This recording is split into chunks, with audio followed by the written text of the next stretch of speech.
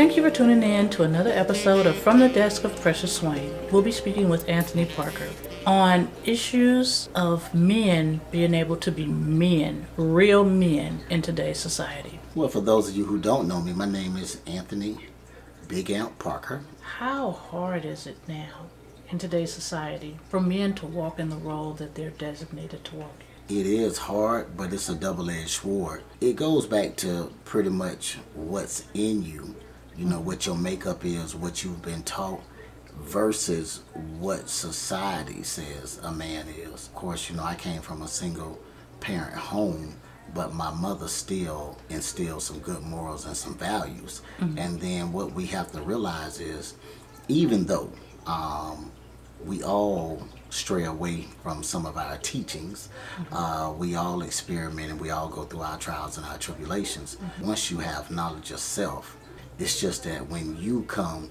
to grips with who you really are, then you can become the man that you were put on this earth to be. I know, being a woman, we make it more difficult than we may think for you guys to actually lead us. No doubt about that. The tongue is very powerful because sometimes emotions take over, and then some of the things that you say, you might not be able to take back.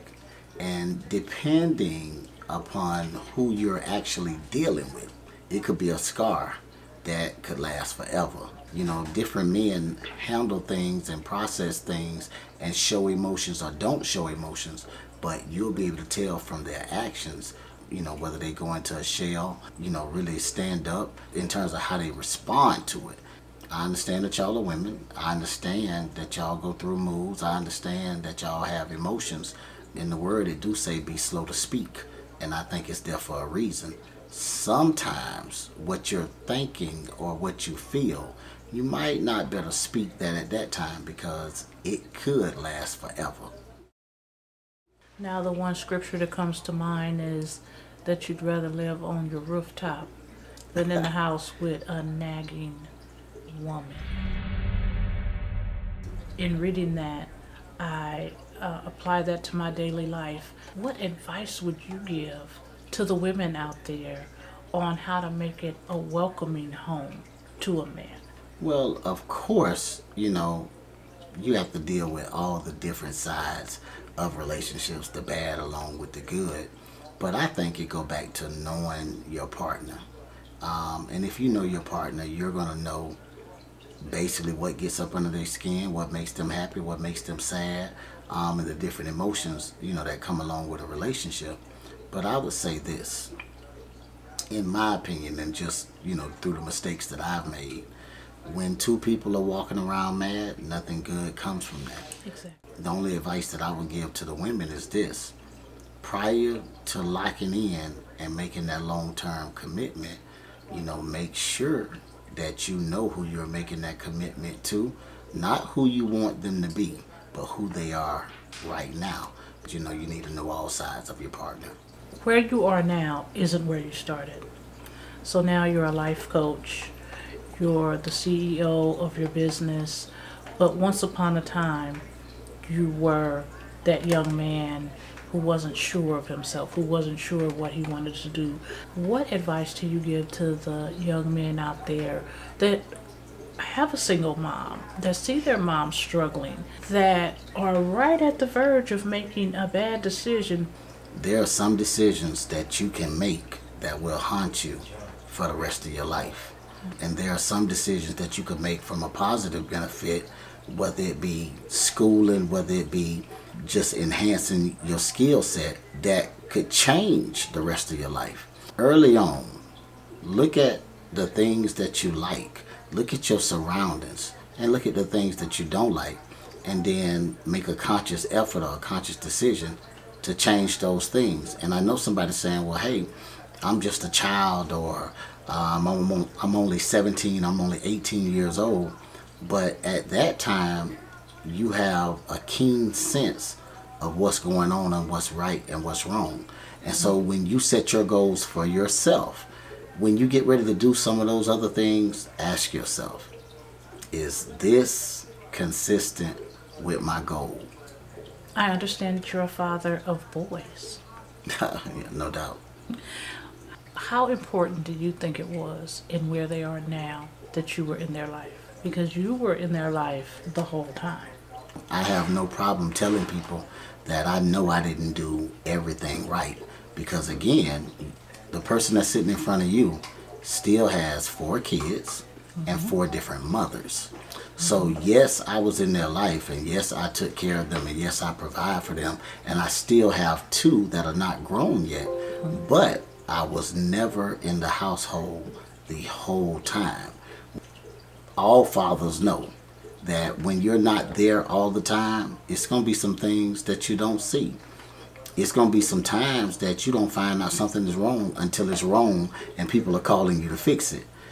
One of my only regrets that I have is basically having multiple mothers, because if I could do it all again, like, yes, I learned a lot of great things, and I was able to adjust and adapt, but being in the household with your child on a daily basis, that would have been my preference. And not having multiple mothers, that would have been my preference.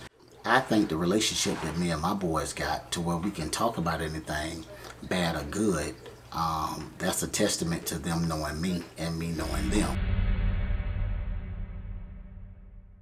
The goal for this interview is maybe, if only one, to help some young man, responsible father, a good husband, a provider, a protector, not only of his home, but of those in his community. Could you tell them a little more about the services that you're offering to young men and even older men throughout the community? Up until recently, my personal, and I don't want to say ministry, but my personal take in terms of who I was catering to was young boys 16 to 20, because that's kind of a rough age to where you are a man, but technically you're not grown. And usually that's when, our boys are at a crossroads. Yeah. So that was more of my focal point, because A, I didn't want them to lose hope. B, I wanted them to see the good in their surroundings. And C, I wanted them to try to identify a mentor, or somebody that they looked up to, or somebody that they could model off of. As I started to get into that, and as I started to basically see some results, I just started talking to men of all ages, because unfortunately, we don't really have a place that we can go and really fellowship, because when we're doing football, we're doing football. We're not talking about the issues that's important. My thing is to provide this platform to where we can get to some of the underlying issues, because if we get to those and we get a chance to get those feelings out, then what usually happens is it's a better result for the kids, for the wife, for the job, for the business, because men, and I speak for men, we hold in more than we let out. Yeah. Where can the audience find you? Well, right now, I can be found on Instagram at BIGAMP1. My email address is ICUBIGAMP@gmail.com. Area code 813-728-7881. Thank you so much for taking the time to come be live. The only thing that I like to say is this: support. The reason why I'm here today is because not only do the viewers need an outlet, but I wanted to show my support for your show. And for some of your viewers and some of the people that this show is going to come in contact with, you might be their last hope, or you might be the one person that makes a female be accountable to herself to see if there's another direction that she could go before she blow up. Or you might be the one that enlighten them. We all have ways that are shortcoming. I thank you. I thank you all for tuning in. And we'll be back next week with another episode of From the Desk of Precious Swain.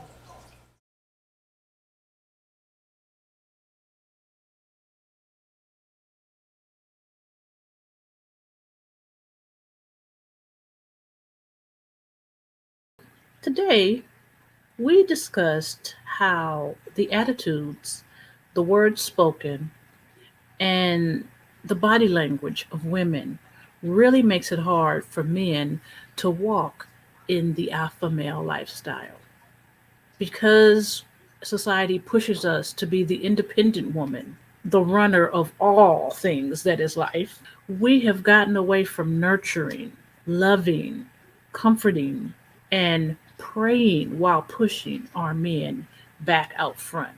Let's look at what scripture has to say about how we should interact with men. So I'm coming to you from the Safar. You can find these same scriptures in the King James Version. We are reading Proverbs 15, verses 1. A soft answer turns away wrath, but grievous words stir up anger. Let's take a look at that for a second. A soft answer. A soft answer doesn't mean yelling, screaming, cussing, head rolling, arm waving. None of that. It's just a simple answer. No matter how the question may have come across, we determine what happens next by how we answer. While he's out all day, he's in spiritual, emotional, mental, and sometimes even physical warfare. When he comes home, all he really wants to do is feel peace, feel love, and eat some food. But a grievous word stirs up anger. So, where he may not have been mad at us at all, the moment we get to neck popping, rolling our eyes, sucking our teeth, and all of the above, we now have triggered him to be in defense mode. So now he's angry. Okay? So then we're going to look at verse 15 and 17. 15 and 17 reads, better is dinner of herbs where love is, than a stalled ox and hatred therewith. In short, says to me, money ain't everything. Money ain't happiness. Because I can eat a steak where there's hatred and not be happy. But I can eat some carrots where there's love, affection, nurturing, and I can feel welcome and loved. We need to start practicing daily in our household how we're going to have better communication as couples. Because it doesn't just impact the husband and the wife or the boyfriend and the girlfriend or the however the couple is structured. It also impacts the kids. Let's take a look at chapter 21, verse 9. So in chapter 21, verse 9, it says, it is better to dwell in a corner of the housetop than with a brawling woman in a wide house. This is scripture. I'm not making this up. And it doesn't make me feel good because sometimes, let me be real with y'all, sometimes I'm the brawling woman. It just depends on how I feel that day. As women, part of the layout for us is we're supposed to be patient, nurturing, loving, kind. But scripture tells us, both men and women now, it's just telling all of us, that it is better to live in the corner of the housetop. So it's better for your man to live on the roof than in the house with you. If all you got to do is nag, take it, don't take it, that's your house, not mine. But thanks again for tuning in to From the Desk of Precious Swain.